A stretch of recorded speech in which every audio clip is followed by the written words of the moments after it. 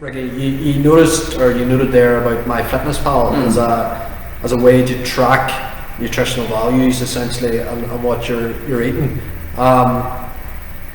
Is that one of would that be the app that you would use or recommend use of, or is there other ways that you can do it that's simpler? Because I know people can get bogged down and they track every single calorie or every single gram of what they're eating. Yeah.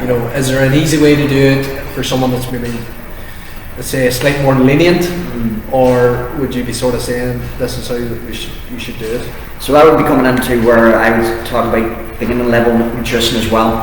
So MyFitnessPal, it's a great app and it does work really well, especially in this country.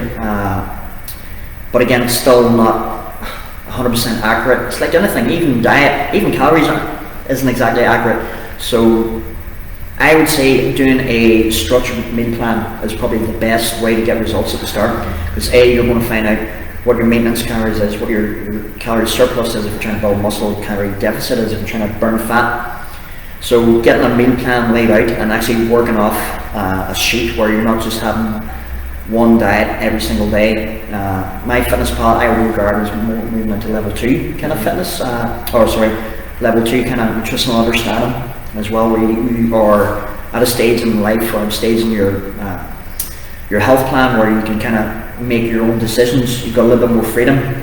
But if you're trying to get the results, it's doing the food journal first, and then doing the measurements second to know exactly where you need to be. And you have to be, like I'd say, I wouldn't be able to live the way that I'm kind of working my nutrition at the minute if I didn't go through that phase of, right, well, this is the meal plan, this is the calorie deficit, this is where I need to be, I want to get to a certain level of body fat percentage, this is the calories it's going to take me to do it, and then just measuring throughout every week or 2 weeks. Because if you start to add in things that's out of the diet plan, that's maybe not, it's going to throw off the system. I always say your body takes about 2 weeks to kind of respond to a plan, and if you're going from, having a completely different day from one day to the second day to the third day, there's no rhyme or reason. You don't know what's working. Yeah. So having a structured meal plan in place, and the best way I would do is, like when I was doing bodybuilding way back, I think I was 24, 25 years old when I first did my first bodybuilding show. The food was literally chicken, broccoli, rice, meal 1. Chicken, broccoli, rice, meal 2. Yeah. Chicken, broccoli, rice, meal 3. So it worked, it really did. But is it sustainable? Definitely not. It's very mundane. It's very mundane, and that would drive anybody crazy. But that's where that pain point or that trigger point comes in. I was getting on stage, kind of half naked, so you kind of wanted to be, that was very important, so you had to be strict. But again, you can be too strict. So MyFitnessPal would be a level 2 kind of nutrition where you've understood the basics of your food journal. Doing an elimination diet is a huge thing, and that's probably one of my favourite in regards to diets. It's basically taking most things out of the system first and slowly adding things in like dairy, carbohydrates, processed foods, and what foods make you respond a certain way as well. But again, that's where it's how it is. It all comes down to how much do you want it. Are you going to prioritise your own health?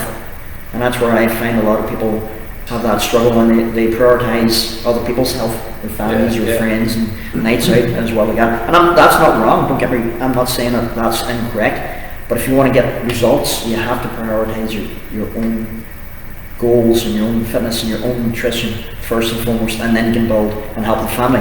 I work with quite a few clients who actually bring their whole families in here and we work, just sensible eating choices, So when kids are coming in and they're going to their friends, instead of picking up a can of Coke, they're actually going and getting, a glass of milk or a little bit of orange juice or something like that instead. I must admit, I was an extremely fussy eater when I was young.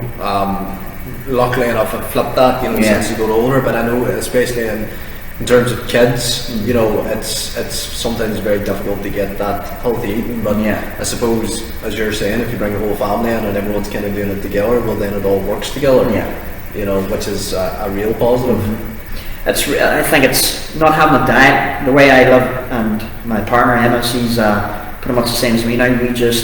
We don't have a diet, but it's not, people always look at our food habits and think it's not normal, but it is quite normal. You know, Yeah. it's just not normal for other people.